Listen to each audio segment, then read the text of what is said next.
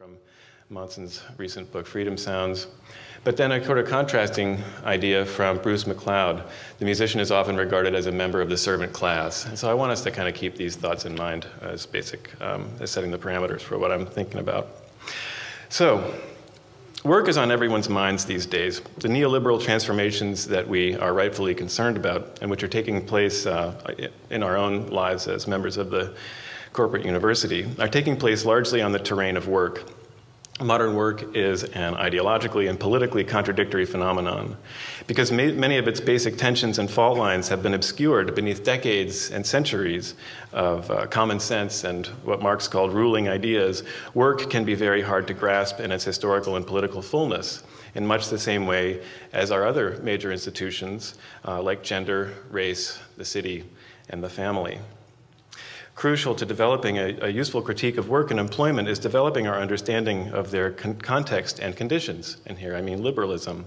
It could be argued that work is perhaps the most personal and intimate form in which we experience liberalism, because liberalism's mainspring or ideological mainspring is the choices we are believed and expected to make about what we will do with our lives. For most of us, that means working for others in some context or other. Ronald Mason writes that, quote, liberalism is the tradition of thought into which most of us are born. As political socialization affects our everyday thoughts and actions, so does liberalism affect our theoretical political thinking in ways that are unrecognized. Our socialization in liberal society and thought gives us blind spots, however. And the thing about blind spots is that you don't know that you're missing something. Work, as we know, it counts on us having very durable and stubborn blind spots. My argument today is that digging into these blind spots gives us crucial insights into creative and musical work, which function in turn as lenses through which to examine what's been hiding from us in more general terms in our liberal blind spots about work. Creative work in general and musical work in particular, however, give us special insights, I think, into historical and philosophical and political problems with work and its supposed freedoms. This is because they present what I call a limit case of work, a case whose unique extremes and heightened features bring into focus features of the run of cases that are hard to see because of their long naturalized sort of status. The flashpoints that are characteristic of creative and musical labor, which often take the form of arguments over who gets to control the work and own the product, bring to light the fact that virtually all waged work in market society involves not only exploitation, which is not very well hidden, but also domination, subordination, and appropriation, which are more difficult to perceive sometimes. Approaching creative and musical work, then, with the widest and most inclusive possible view brings these core features into focus. It shows how music and cultural labor iterate and articulate the bloody history and cruel philosophy that underlie this taken-for-granted modern institution. This kind of perspective, I think, sensitizes us to the usefulness of critical concepts like labor power, like contract, abstract labor, and managerial prerogative, and so on, concepts which seem to me increasingly unfashionable in ostensibly critical literatures. To put a fine point on the matter, I am at present participating in an ongoing argument with scholars of creative cultural labor about exactly the usefulness of these critical concepts for explaining work in general and creative cultural work in particular. The basic point of contrast is whether and how we scholars of cultural labor ought to treat our background institutions of Anglo-derived liberalism, both classical and neo. My argument is that if we care about neoliberalism, then we really must also be focusing on liberalism. Whatever neoliberalism is doing to us and with us and for us, it is depending on these background conditions of liberalism as sort of building blocks or palette or a vocabulary. Briefly, liberalism's trick, as Marx noted in his famous essay on the Jewish question, was not to eliminate the forms of domination that characterized the political structure of feudalism, but to privatize them.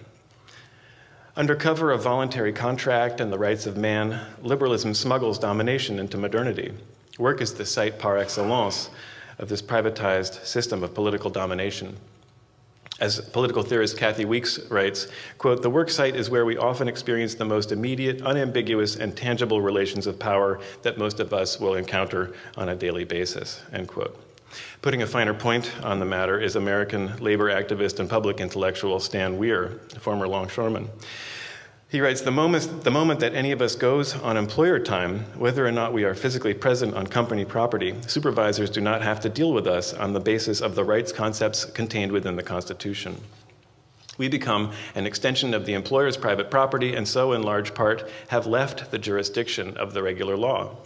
From this view, it can be seen that every place of employment is a separate domain that has its own private government. The seriousness of the situation comes into clear relief, he says, when we bring to mind a fact so obvious that it is mainly ignored. Most of the waking hours of the workforce are spent on the job. End quote. This system of privatized domination is legitimated primarily through the principal political tool of contract. That's a major component of liberalism, and is naturalized through the ruling equation of freedom with freedom of contract, and the continual hyping of political rights as the foundation and guarantee of individual freedom in our society. You may think that I am already straying quite far from the topic of musical and creative labor, but my basic point is that certain features of creative cultural labor, and musical labor of the last several decades in particular, are sites where these very deep political problems and fault lines are quite visible, tangible, and emotionally and intellectually arresting. Another key idea here is what I see as the Janus-faced social composition of the creative cultural worker or music maker. It's well known that Janus, the god of doorways and gates and windows, sees into the past and future simultaneously. Scholarship on Janus suggests that he was also distinguished by the powers of auspication that were enabled or represented by his two faces. Rabin Taylor tells us that auspication was crucial to the early Romans, that, quote, one needed to be continually in touch with the signs during important undertakings, such as war or major building projects. Janus could be viewed as a divine augur, endowed with properties of vigilance no human could match. Janus was represented with two faces, but sometimes also with four. Temples of Janus were built to express this idea. Taylor writes that his effigy of this early Roman god, with his perpetual gaze towards several quarters of the horizon, was permanently effective at a task which humans could discharge only imperfectly, that is, to monitor simultaneously the goings-on in places and times that were, for humans, distinct and separate. This kind of figure, positioned at boundaries between distinct spheres in such a way as to mediate between them, as Janus did between past and future, inside and outside, and heavenly and earthly realms, emerges in cultural industries and creative work scholarship in numerous ways. For example, most scholars pronounce that creative workers preserve old-fashioned pre- or proto-capitalist or craft labor processes in organizational forms, thereby mediating between past and present. But the main situation in which this double figure emerges in the scholarship is at the junction of art and commerce. This is a very common theme that goes back decades, but it appears to be gaining new life in cultural industry scholarship. Mark Banks is a particularly vocal proponent of this view, arguing that, quote, the creative cultural worker exists at the very axis point of political struggle between the forces of art and the forces of commerce.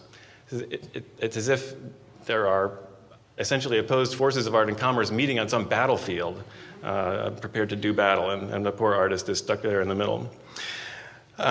It may sometimes seem like this is the case, and many narratives of culture making certainly give this impression, but in my view, to reify this idea into some sort of social scientific law, as Banks and others seem to do, is to make a serious mistake. What is offered as an explanation is itself in need of explanation. So back to Janus here. David Hesmetolge and Sarah Baker frame this doubleness in terms of the creative cultural worker's position at the boundary of what they call good and bad work. Like Banks and others, they highlight the ways in which workers in the cultural industries are liable to experience heightened versions of the basic ambivalences of work. The litany that they and other scholars wind up with includes complementary requirements of high degrees of passion, commitment, and skill, combined with a negative flip side, that is willingness to accept low wages, less security, and periods of unemployment or underemployment in unstable project-based fields. Other scholars, Angela McRobbie, Andrew Ross, and others share this diagnosis. So on the one hand, for Hesmetolge and Baker and Banks and others, there are heightened possibilities of intrinsic rewards, autonomy, and satisfactions. That's the good work, and the art. On the other are heightened possibilities of socioeconomic peril, disappointment, downward mobility, and other woes. That's the other side. The problem here is that these analyses fail to push beyond moralizing. They fail to expand their horizons to include explanatory factors offered by longer and wider ranges of complementary analyses of cases. They seem to me, in fact, quite blinkered. Worst of all, Banks's liberal democratic approach, that's in quotation marks, and Hesmontal's and Baker's good versus bad work approach, to my mind, can act as what Kenneth Burke famously called deterministic screens. At a certain point in these explanations, they begin to hide more than they reveal. They pose obstacles to what I see as more useful and effective scholarly and political knowledge that can serve expressly progressive and critical ends. So accepting Anglo-derived liberal institutions like employment and contract as fait accompli, accepting liberal employment as a baseline condition, even as its socio-historical formation is undergoing extraordinary change before our eyes, this benchmark scholarship stops short of what the institutions and practices and discourses of creative and musical work seem to reveal quite unequivocally. That is, creative and musical work and the arguments made about it by its practitioners provide rudimentary but potentially devastating and galvanizing critiques of the politics of work. The conditions and discourses of creative and musical work pose powerful critiques of the basic liberal institutions of employment and contract. Moralizing about art versus commerce and good versus bad work on its own, I'm not saying we shouldn't do it, but on its own can never get us mentally outside of our political socialization because it refuses to put employment and contract on the table, even as advances in the neoliberal reconstruction of the social order demonstrate how mistaken we are to trust that these institutions of employment and contract promise any minimum degree of social stability or comfort. So I've already invoked some democratic and labor theory of work. Before I go any further, I want to introduce one more analytical tool. This tool I derived from a set of historical sociological studies of weaving, pottery, and related manufacturers. Richard Biernacki's comparative study illuminates contrasting concepts of labor held by British and German workers between the late 18th and early 20th centuries. It contributes new knowledge to the sociology of culture, showing that contrasting nationally distinct conceptions of labor can be gleaned from careful analysis of shop floor layouts, piecework accounting systems, fine schedules, and other really boring socio-technical forms. What he finds is that British and German workers during this two-century period have very different understandings of what they're doing when they're working, despite the great similarities in their industrial cultures. These very divergent conceptions shape what Biernacki calls the workers' divergent reception of formal ideologies. That is, their differing capacity to imagine the contours of political analysis and of responses to very similar problems with work. In short, in his view, British workers perceive themselves engaged in market transactions with their employers, exchanging units of objectified labor embedded in cloth or pots or other products, for example. German workers, on the other hand, in Biernacki's study, perceive themselves to be handing over control of themselves to their bosses while they're on the clock. Labor here appears as timed subordination. So the British system, for fascinating historical and cultural reasons, is blind to domination because it imagines employee and employer as formal equals meeting in a non-political civil society, in a market. In this view, the difference between employer and employee is that employers have access to markets that employees do not. This unequal access to markets is the basis for exploitation in this perception. So this is exactly how contemporary recording artists and their advocates frame their own political economic debility as lacking access to the markets that record companies, for example, can provide. For the British, writes Biernacki, quote, the exchange of labor as a commodity could not only be separated from, but contrasted with the exercise of authority, end quote. He quotes a machinist telling his employer, you are no master of mine, but only a man who buys my labor for a good deal less than it is worth. This formulation, quote, acknowledged a relation that included both formal equality in the marketplace and real exploitation, but that failed to acknowledge any dimension of subordination. German workers, on the other hand, perceived labor not as objectified and exchanged as an object for a wage, but in terms of what Biernacki calls timed subordination. They understood that in work, they were subjecting themselves to the despotic command of employers and were bound and were to be compensated for the appropriation of their time and energy. Bernanke shows that these workers had a sophisticated understanding of labor power, long before Marx came up with the concept. Labor power, of course, is the idea that what the employer buys is not labor, which cannot be transferred as can any other commodity. You can't just give somebody your labor and walk away, as Carol Pateman points out. But the capacity to labor, which means also the right to dispose of that capacity. Labor power is an idea which encapsulates a political view of work, as opposed to the British view, which, because it does not perceive this relationship of command, does not have a strong political content. Again, for a host of fascinating reasons, German and other European workers did not perceive themselves as substantive equals of their employers in the context of markets for labor, but as formal political equals, former equals within the political society, who were structurally and problematically disempowered by the political content of waged labor. They were forced by circumstances beyond their control to submit to the command of others for periods of hours, days, months, years, and so on. So I don't mean to suggest that one of these perspectives is true or definitive or ends the discussion. But our foremost scholars of cultural work appear to cleave entirely to the British conception.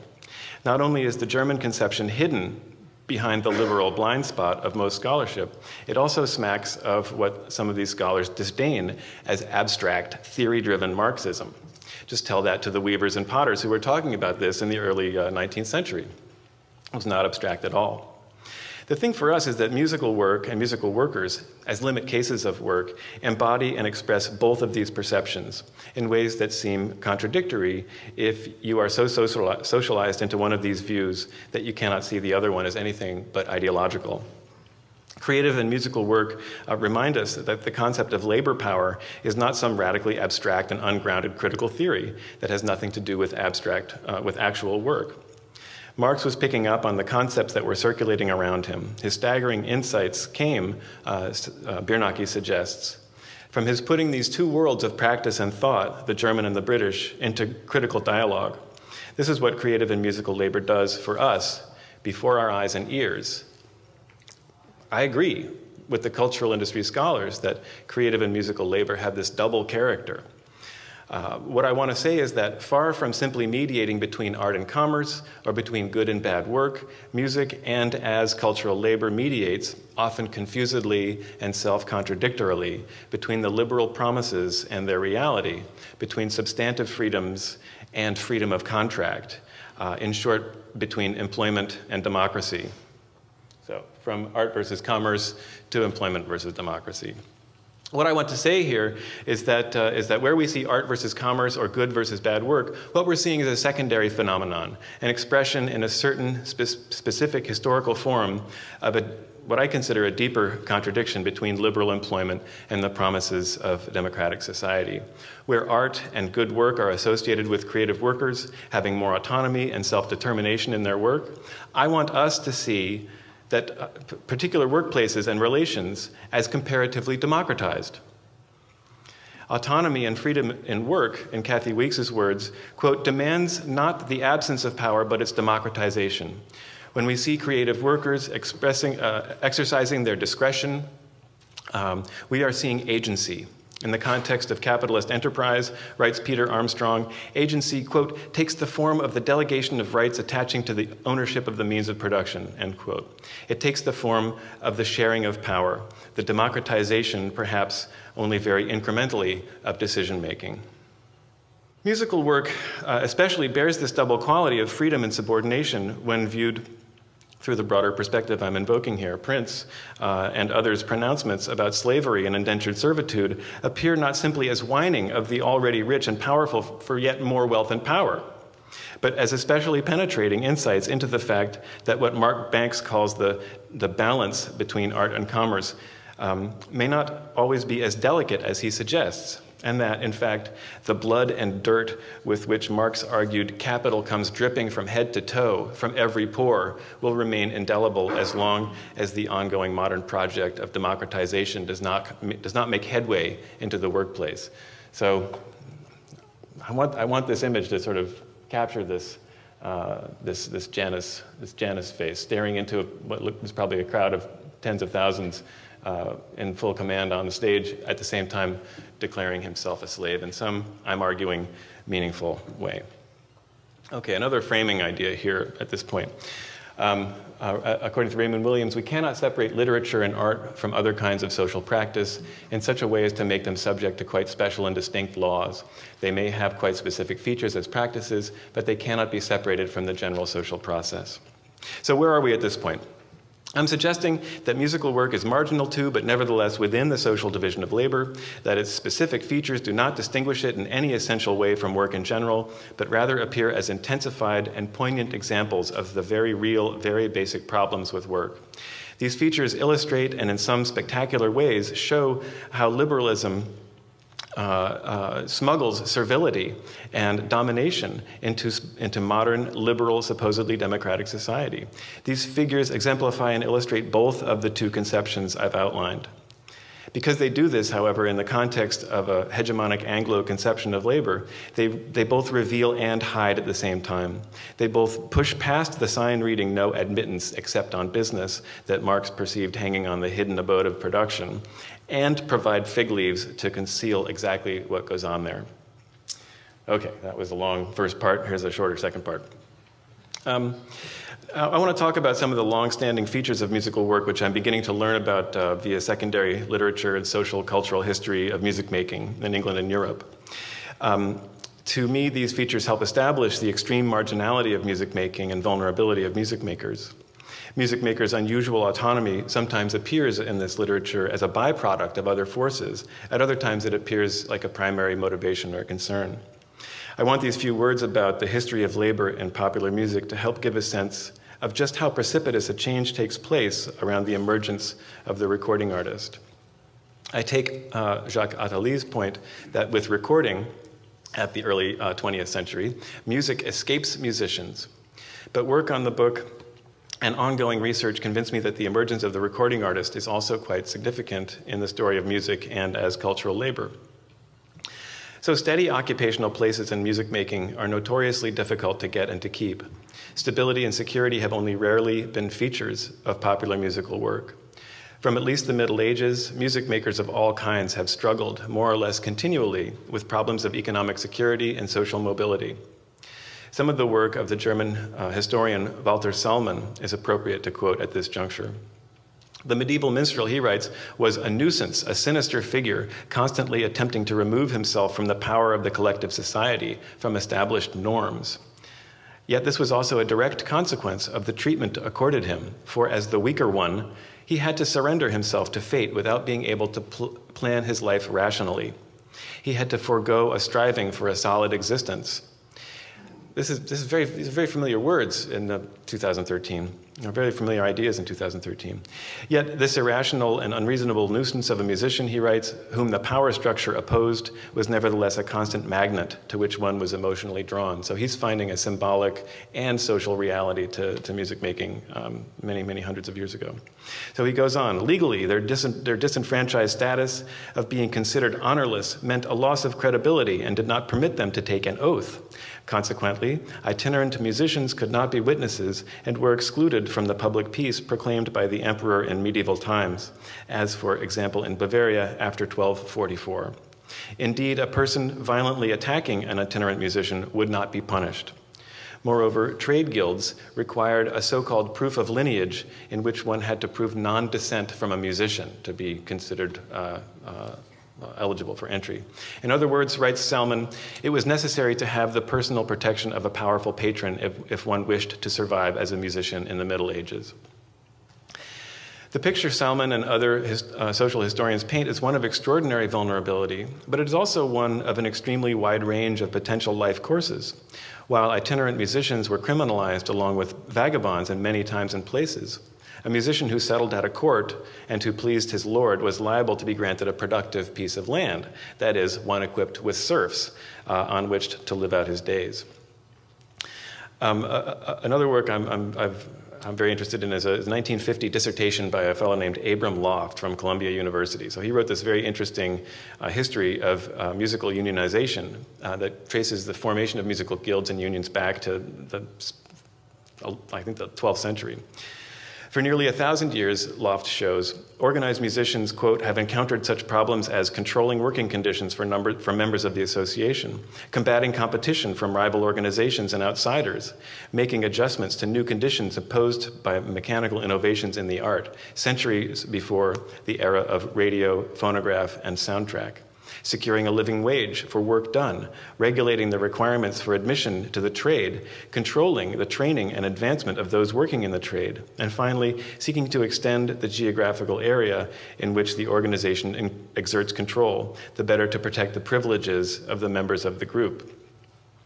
At this juncture, I'd like to share with you a birthday card I got from my parents this year, and I just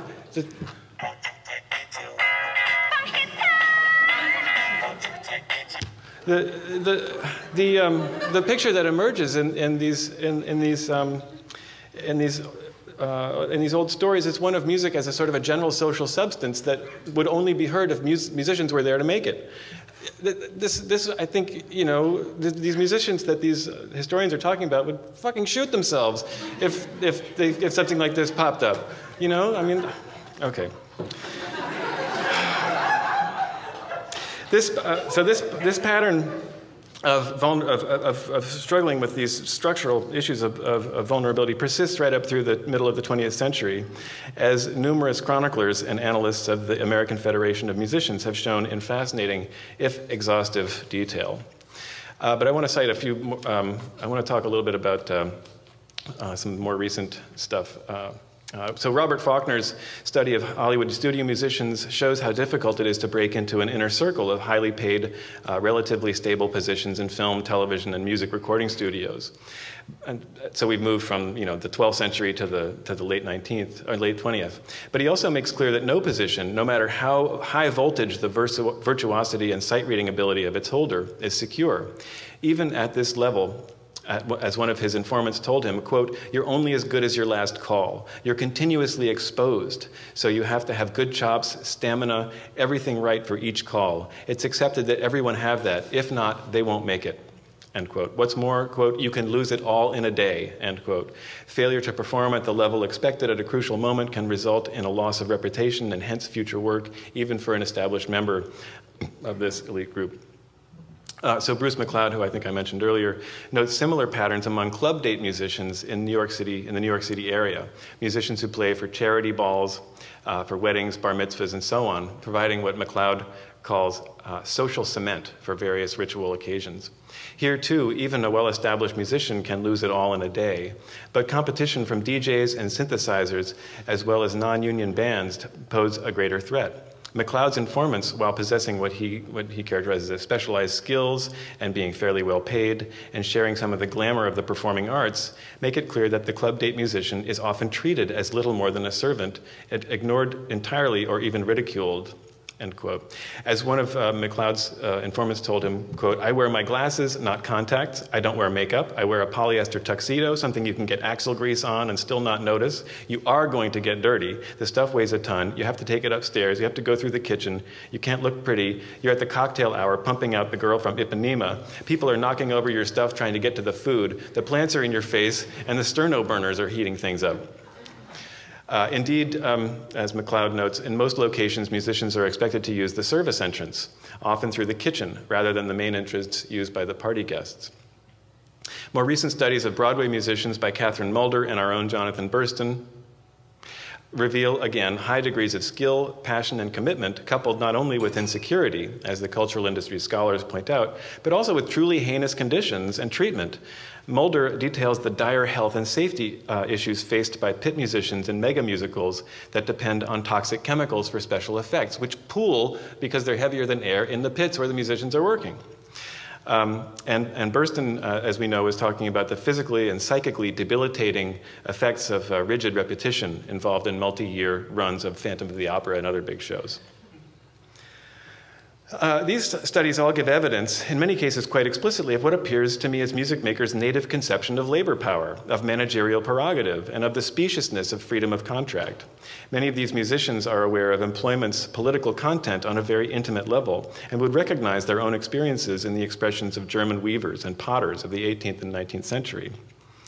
This, in fact, one could argue, and you could read Tim Anderson as having done exactly this, that James Petrillo, the famously pugnacious president of the AFM from 1940 to 1960, had a distinctly German understanding of the labor of music making. The histories of the union's activities in the 1940s present a pretty clear picture of this to me, when viewed from the angle I'm advocating. The AFM made extraordinary achievements in the mid-20th century, largely because of its uncompromising stance along these lines, embracing a worker identity and bearing critical concepts about the nature of the power of employers in the state, which I'm saying are consistent with this German view. The histories are extensive. A great deal of ink has been spilled here, so I won't go on about it.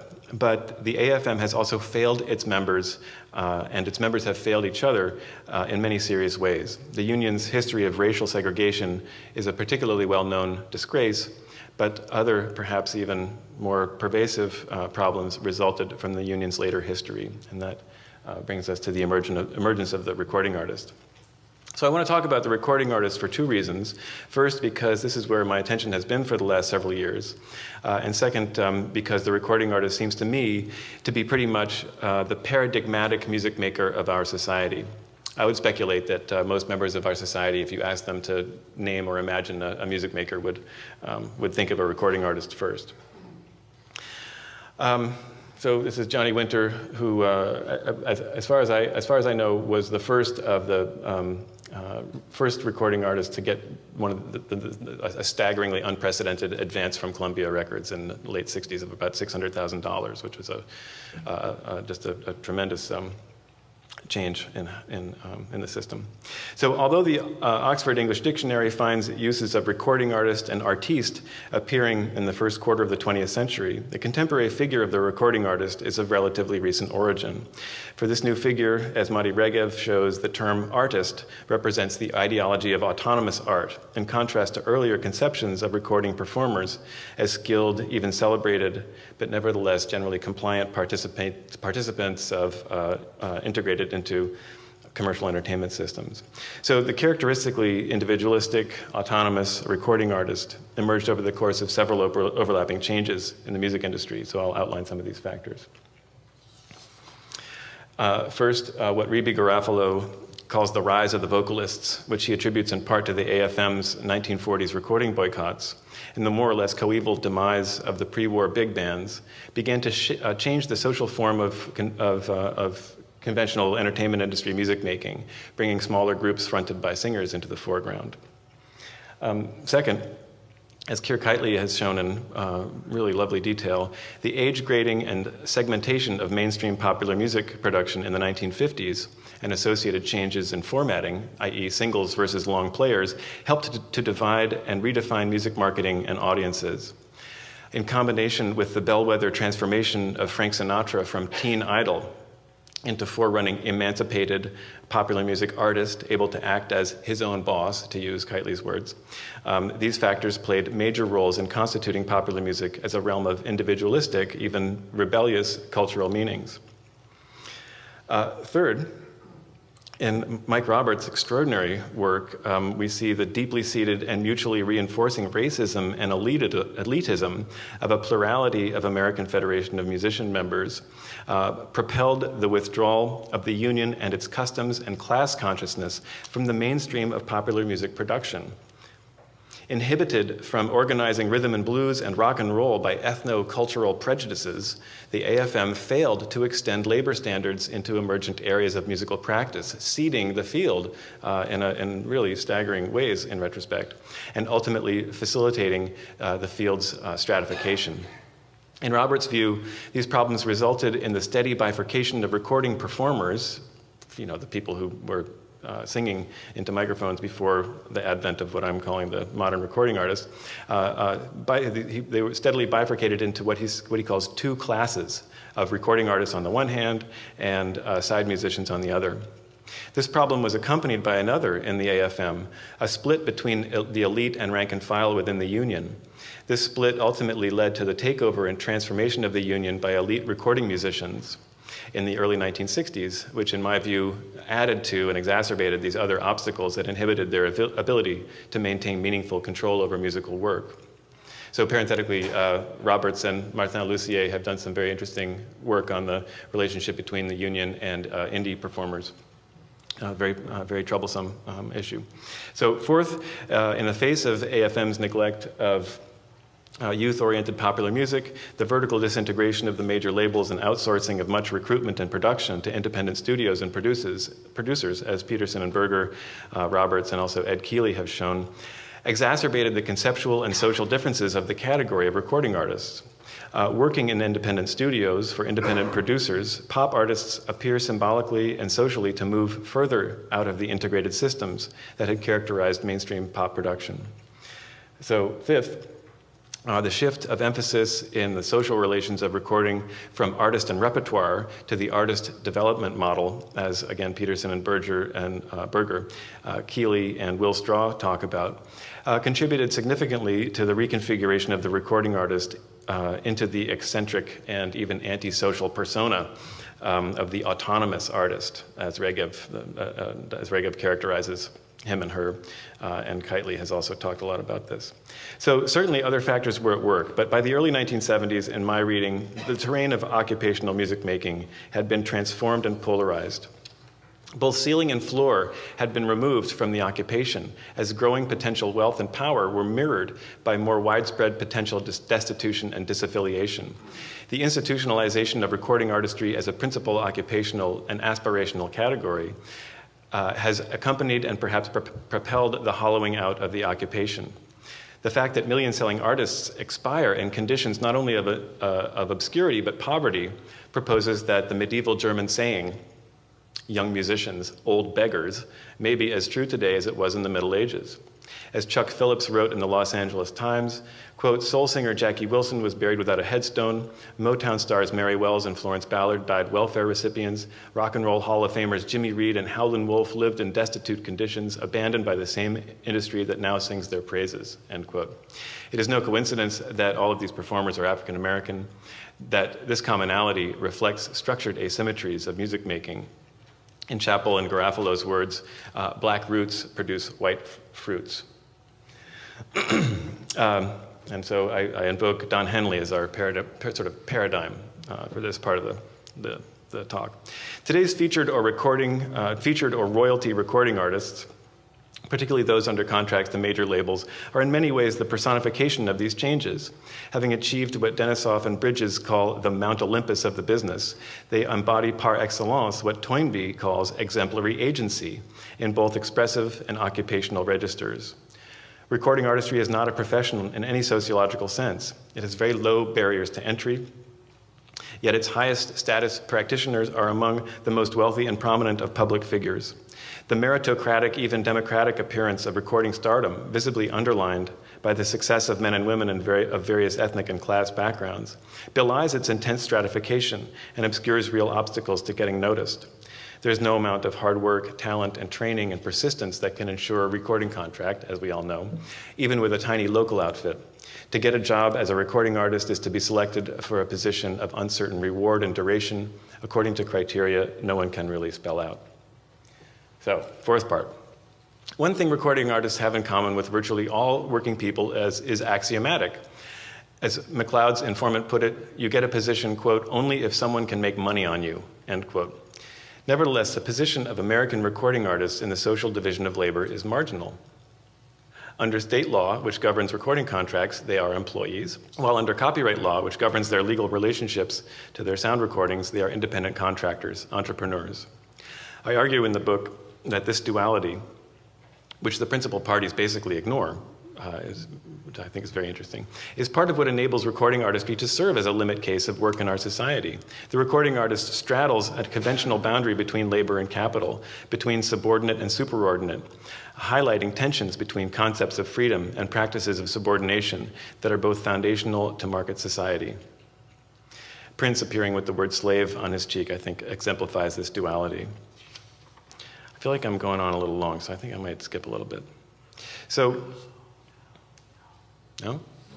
Okay, all right. Thanks, Jonathan. You all have him to blame. Or you could just go to sleep. Yesterday, Jonathan Burston.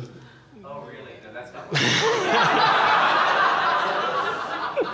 talked about the subjective suffering that he is now undergoing. No. Talked about the subjective suffering that has accompanied the recent deskilling of pit orchestra conducting and singing for Broadway musicals. This is an extraordinary case for at least two very important reasons, and many others, I'm sure. First, his presentation and most of our responses to it, at least mine, suggests that there is an ethical aspect to the restriction of what he so economically calls interpretive agency. When the freedom of music makers to interpret and express is restricted, it often seems like an injustice. I'm not saying that it is or is not, just that it feels that way, and I think we're expected to feel that an injustice has taken place. The second reason is that the case he is describing is relatively unusual, an exception that proves the rule. And the rule is that much of what is singular about creative work in general is the overall difficulty in separating conception from execution, to use the terms that Harry Braverman taught us in his analysis of Taylorism.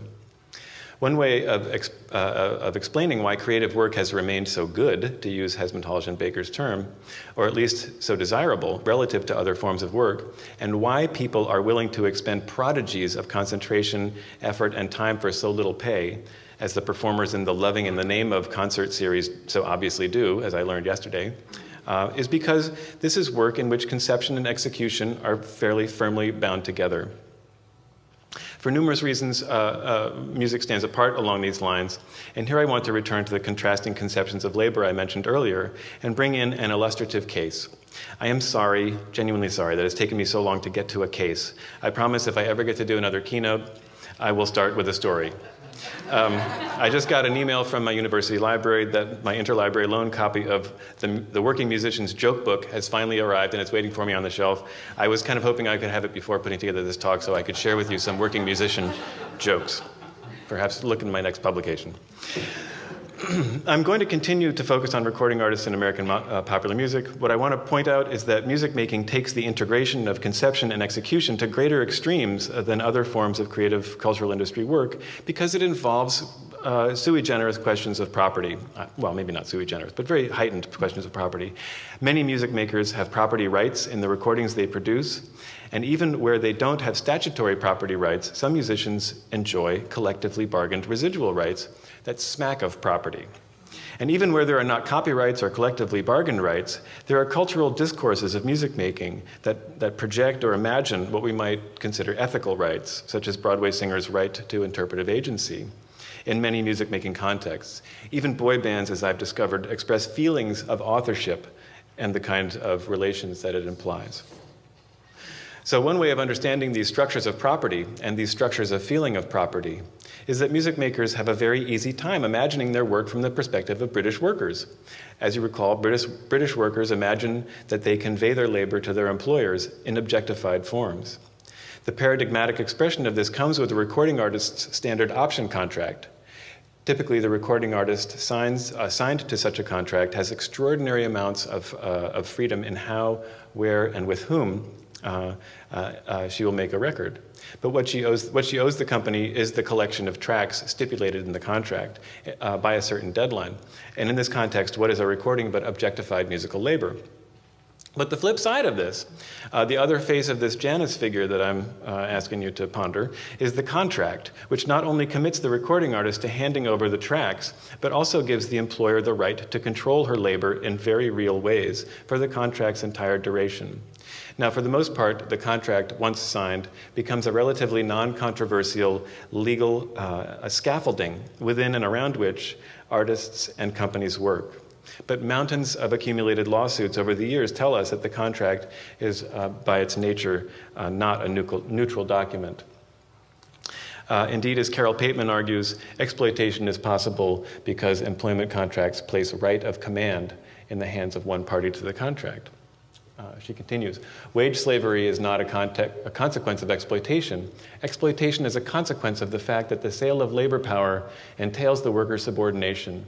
The employment contract creates the capitalist as master. He has the political right to determine how the labor of the worker will be used and consequently can engage in exploitation.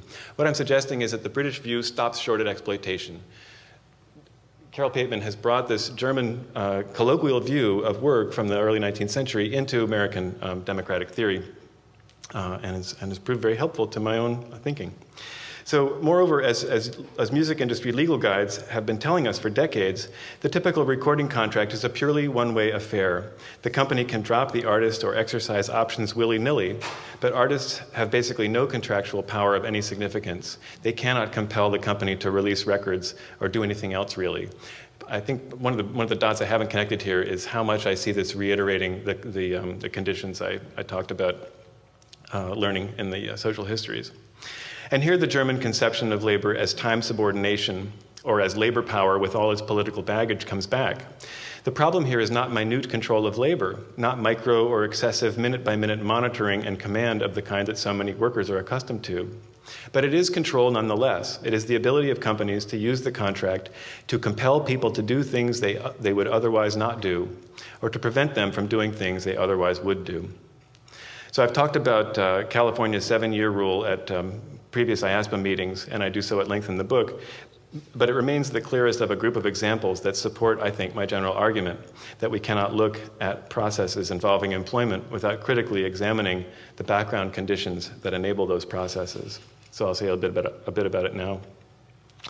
In 1985, in the midst of a merger and acquisition spree, in the midst of the ascendancy of a newly intensified blockbuster business model, and in the midst of a slow-to-start economic recovery after a 1979 profit slump, the RIAA, the Recording Industry Association of America, lobbied the California state legislature to remove a time limit to the enforcement of employment contracts.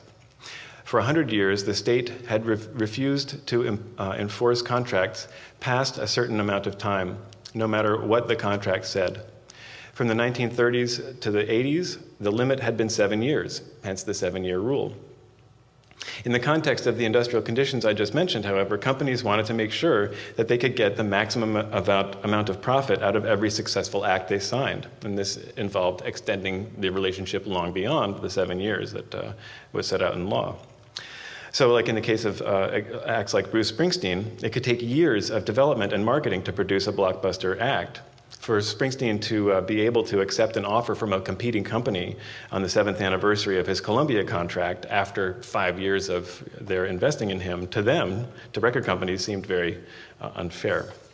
So in their lobbying documents, the RIAA argued that, quote, current law in California, the 7-year rule, has been used as a weapon by prominent, highly successful recording artists, and here they're referring mainly to Olivia Newton-John. Because of, I'm not kidding, she's a ninja in my book.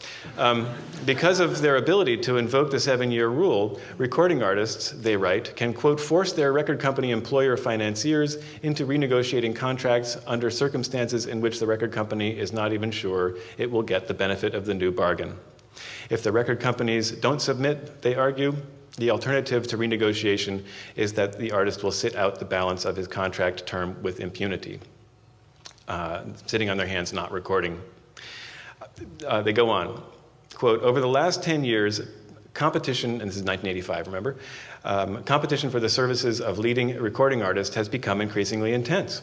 Advances payable to artists and royalty rates earned by them have escalated markedly. Consequently, the problems created by the 7-year rule have become magnified and threaten the entire functioning of the business.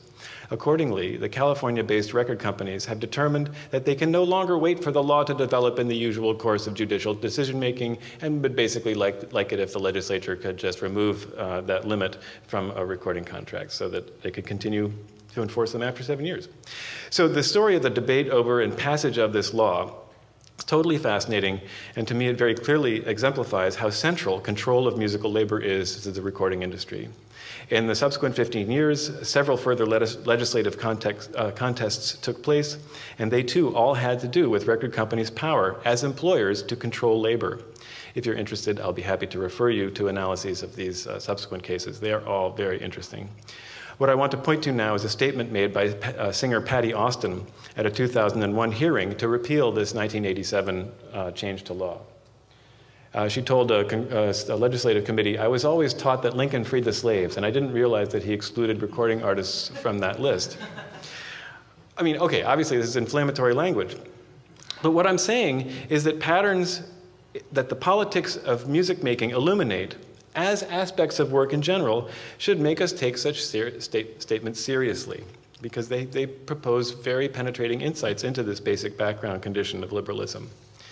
And if we want really good work, we're going to have to do a lot more than than moralize about it. So anyways, to conclude, I've been presenting the occupational music maker as a Janus-faced figure at the margins of employment, yet embodying and dramatizing its core features, mediating not only between art and commerce and good and bad work, not only between the inside of routine social relations and the outside of self-actualizing expressive labor, but also between very different conceptions of labor that contain within them the seeds of very different kinds of critique and social action.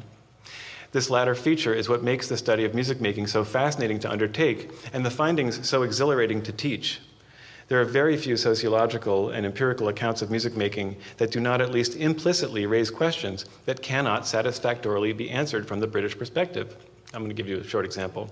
Hesmond, Hodge, and Baker make much of a study of a Canadian nightclub, which, when it changed owners, went from a very informal workplace characterized by what they called responsible autonomy, where servers and bartenders had a great deal of freedom in how they comported themselves and what they wore and so on, to a very rigid situation of direct control, where they were constantly monitored and had to conform, wear a certain number of pieces of flair perhaps, but a very different situation.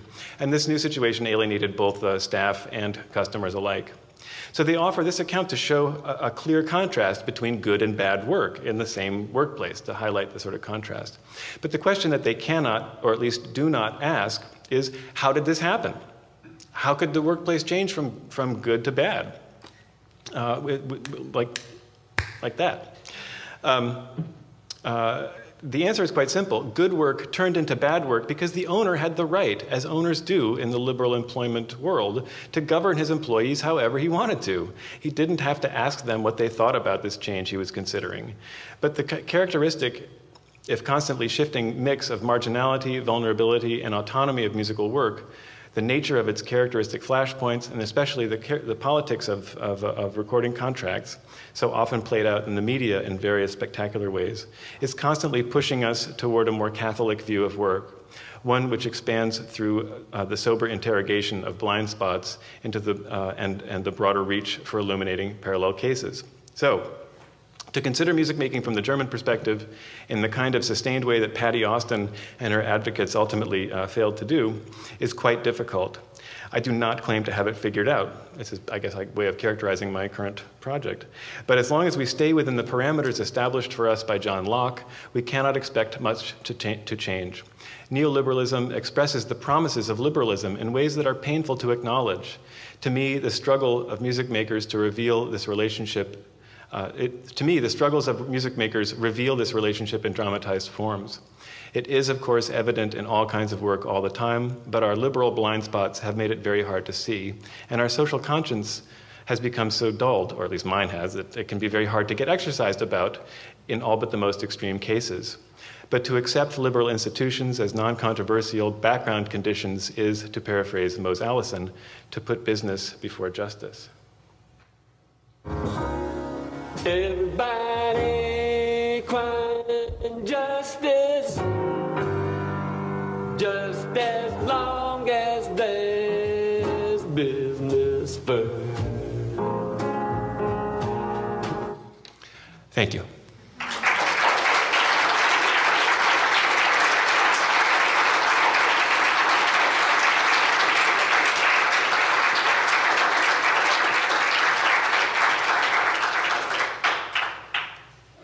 Very much now. I'm sure many of us have questions, and your timing is quite good. We have plenty of time. Splendid. Yes. Thank you for a very interesting presentation and also a very important contribution with your book. I really enjoyed that. Thank you. I was wondering, could you elaborate on, well, if you ask record companies, they'd say that in the wake of digitalization of the music industry and the supposedly democratization following from that they're shifting their focus, trying to reconceptualize what they're doing from being employers to being service providers for the musicians, helping them get their music out there, marketing, distribution, and so on. Could you I was just wondering what your reflections are on that, on this development caused by digitalization. They have always been claiming that. So I've been studying testimony offered by record companies before state legislatures going back to the 1980s. And this is how they always talk about what they're doing. They never will admit that they're employers, even though, you know, it's totally obvious if you look at the documents and the law. And they consider themselves cheerleaders. They consider them, or they present themselves as coaches, as cheerleaders, as supporters, as facilitators. They will not. So you're never going to get them to say that they were employers. Now they're not. They were never employers in their way of thinking. I mean, Leslie and I have Leslie Meyer from Western and I have written about exactly this issue in the context of the digitalizing music industry and the transformation of the norms of contracting. And by all the evidence we can find, the new 360 deals that involve a much broader range of non-recording related activities in the recording contract just expand the reach of these, you know, these disavowed employers over their assigned artists. And the legislative contests I've told you about indicate that they are in no way willing to relinquish any of their managerial prerogative, any of their ability to like take that paddle off the wall and, you know, beat the artist with it when the time comes.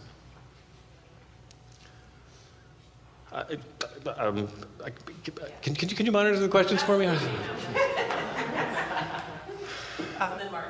Firstly, thank you very much for a fantastic keynote. I wanted to take up a little bit the Prince example that you raised. As Prince was writing Slave on his cheek, I understood that as in part a protest act, but also an act of leverage, I guess, negotiating with Warner Brothers, that here I'm going to do things that make me a patently unmarketable artist, changing my name to this symbol and putting a slave on the cheek. So, and that did seem to provide him with enough leverage to get out of this contract that he was in at the time. So I wanted to ask you how much potential you see in these sort of radical acts of leverage or business acumen on the part of artists, and whether that is part of a solution to the situation that artists are in. Well, yes. The short answer is yes. And one of the things that one of the things I struggled with in the research for the book and the writing of the book and subsequent work is just how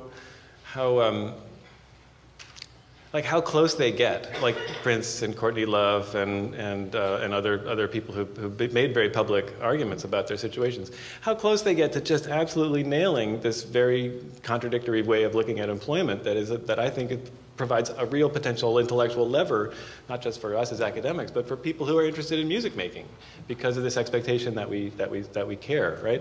So I think that the degree to which the music makers like Prince can make provocative claims that push people to think about how it is that they can be forced to do things that they don't want to do. I mean, as we all can be by our employers, right? But I think that to the degree that they can make that principle available for us to just chew on, that there's a lot of potential there. The sad thing to me is that at the same time as they raise these issues, they disavow them because they love their contracts when it comes right down to it, because they're able to use, in many cases, they're able to use leverage like this and the acclaim and love they feel from their public exactly to get more of what they want and to become more powerful and wealthier within certain parameters.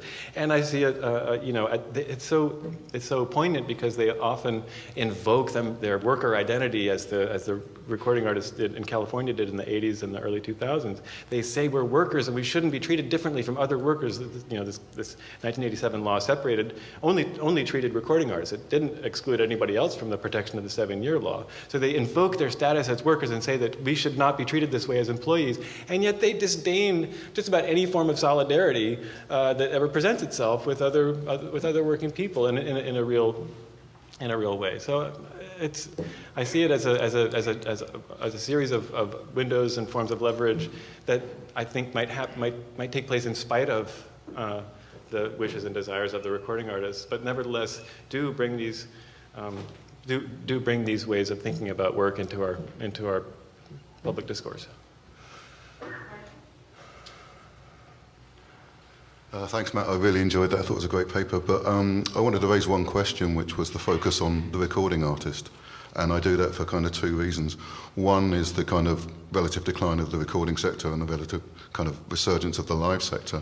And two, if you look at things historically, I think most musicians have always made most of their income from live music. And I wondered how the kind of live music part fits into your analysis and perhaps especially around contract. Thanks. These are areas that I'm still getting into, and I have a lot of your and your colleagues' work to chew on in this respect. The thing that in the study of live music making that I've read, it's clear that there's a push towards, or it seems to me that anyways, that there's a push towards proletarianization whenever sort of possible to just minimize the kinds of claims that musicians can make over the rights to their performances and other kinds of benefits. So, in looking at the AFM, for example, the ways that they've been able to increase their power respective to their employers has been through sort of property and quasi-property rights. So the residual systems of the AFM, well, I guess those have to do with recording as well. But another way of looking at property that I'm just beginning to encounter, and perhaps I don't want to go on about it too much because I don't know too much about it, is the idea of property in the job. And so one way of thinking about unions' effectiveness is to create a de facto property right of workers in their jobs. So if you have a union collective bargaining agreement that says you cannot be fired except under these very extreme circumstances, that is some legal and labor scholars look at that as a property right that you have in your job, that you cannot be dispossessed of this property. And so, I mean, as I say, I'm ill-equipped to really answer your question in any depth because I think it's actually your expertise more than mine. But I feel strongly that organization and collective action is really what's going to help anybody. And the AFM offers such interesting examples of how these conceptions of property and proletarianism, dependence and authorship have been sort of mixed up in these really interesting ways to really they've achieved amazing things historically for their working members. I hope that answers your question. Just kind of following up on that and on some of on one of the early questions too. But one of the things you mentioned or you said was autonomy as a sharing of power. And I think this gets to one of the key difficulties, and Prince, I think, is a good example, and somewhat you got to it in your response, was actually sort of the contradiction between autonomy and so the ideas of artistic autonomy and actual democracy. And certainly the actions of Prince, yes, there's a sense of him making himself, on one hand, less marketable, but at the same time, he's playing into the whole idea of the autonomous artistic genius who's rejecting commerce, and as Bourdieu has clearly showed, the rejection of the commercial that represents is precisely the actions for the pursuit of a different kind of capital, cultural capital. So how can we really think of these things, like how can we think of this not as I guess I have a difficulty seeing autonomy and holding on to this idea of artistic autonomy as actually leading to democratization, when in fact it seems to be precisely that rejection of it, and precisely the appeal or the desire for artistic autonomy seems to actually partake in this very bourgeois notions of going far back to, and it's precisely that bourgeois, the Flauberts, who's precisely had that economic background, who were therefore able to appeal to that autonomy. So it's a lot there, but I think you're absolutely right about that. And this is what makes this such a fraught and contradictory kind of area to look at. So, so I guess the way I'd like to address your question is to go back to this sort of framing idea of liberalism. Like, you know, I recommend everybody go back and read The Jewish Question because it's such an amazing insight into the private and public and you know, the nature of civil society. But you're absolutely right. You know, I mean, and what you're pointing to is this deep contradiction. Wendy Brown is magnificent on this. That rights are themselves paradoxical. That rights are themselves like contain their own, you know, anti-matter in a way, right? So I guess what I'm talking about is like within these parameters that we are so socialized to accept as routine, that we go into work and we do what we're told, and that's legitimate and fair and consistent with democracy and liberalism in its sort of more loftier promises. And here we could turn to John Stuart Mill for his ideas about democracy, which I think are really important. But as long as we accept those as sort of, you know, basic background conditions, we have a hard time seeing exactly what you're pointing to. Right? I mean, you're making the perfect point to make at this juncture, right? And so what I'm saying is that within this ideological structure that we're living in and repeating and reinforcing constantly with our participation with our employers and on every, you know, on almost every level, we're reinforcing this system and we're not going to be able to see past it. And what I'm saying is that what I'm finding in the arguments that music makers are making, and I shouldn't talk too much about Prince, perhaps I shouldn't have even put him up here because I really haven't studied his case, but these cases with contests over legislation, is you see the contrast between contract freedom and you know, other more substantive freedoms just pushed right like so. It's so gripping, you know, to see people being able to talk so compellingly about the relations of subordination. And yes, to make arguments against those relations of subordination on the basis of liberal individual rights, which are utterly part of this bourgeois society that is premised on all these things that we just basically have a hard time recognizing. Even when we read about them, it's hard to internalize these forms of knowledge.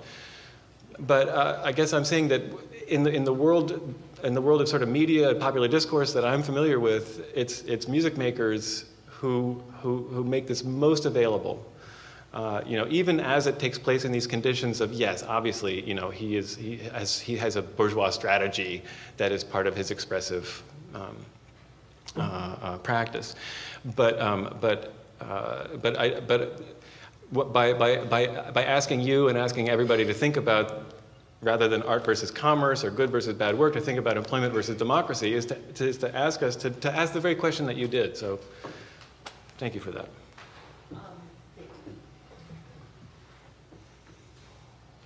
Thank you for the great presentation. My question, I guess, how does this fit within independent record labels? And I guess that goes back to a basic question of what is an independent label anymore? I mean, so many independent labels are subsidiaries or their distribution is through various corporate channels. And B, how does labor work within independent labels, if you can speak to that? Well, it's not an area I've studied.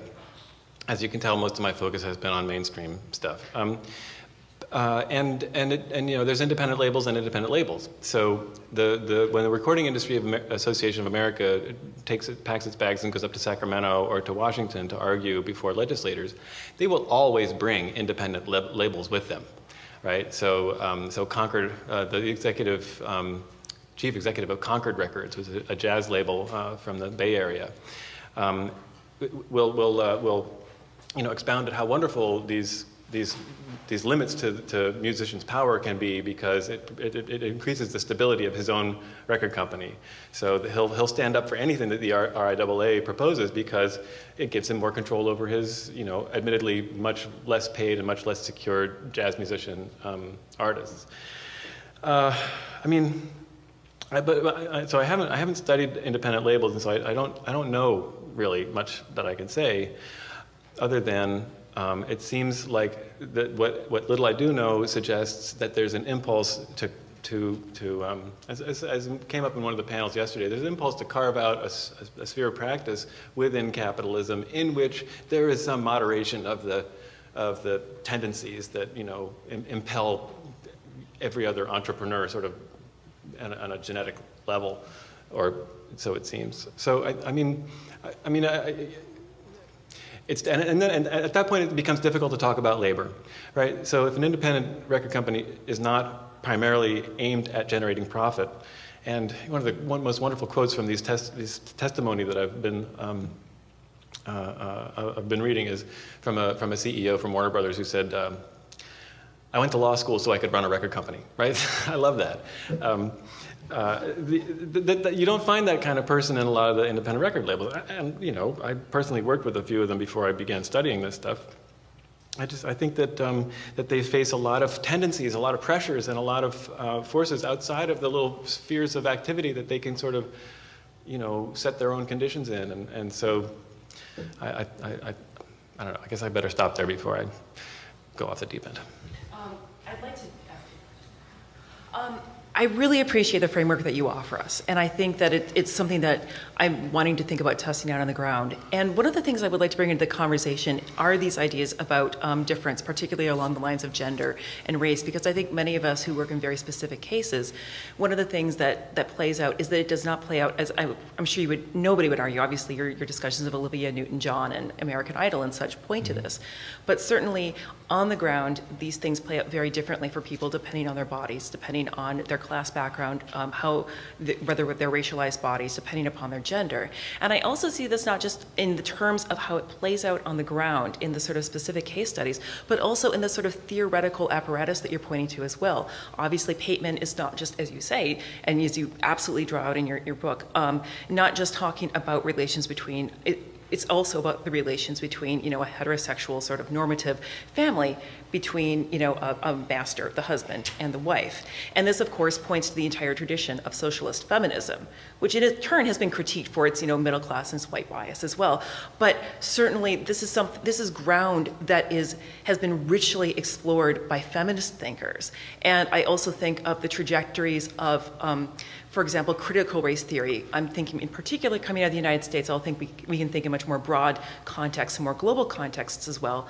The work of a political theorist whose work I tremendously admire, Sarita McCoy Gregory, who talks impressively about improvisation, and Afrological improvisation is actually working through many of these democratic problems. And of course, famously Nancy Fraser's discussion of precisely these problems of public and private working out in terms of gender, class, who precisely has entrance to those things. And I see this as underwriting a lot of, the theory that you're pulling on, and I certainly think that pulls in. And I think that in many ways, the tensions that you're articulating playing out in the work of musicians and recording musicians is material and ground that has also been worked out in playing out politics, particularly in heterosexual, sort of normatively, historically middle class sorts of families. So I wonder if you might reflect a little bit about the push and pull of gender, or maybe draw that line or of racialized gender differences in your work.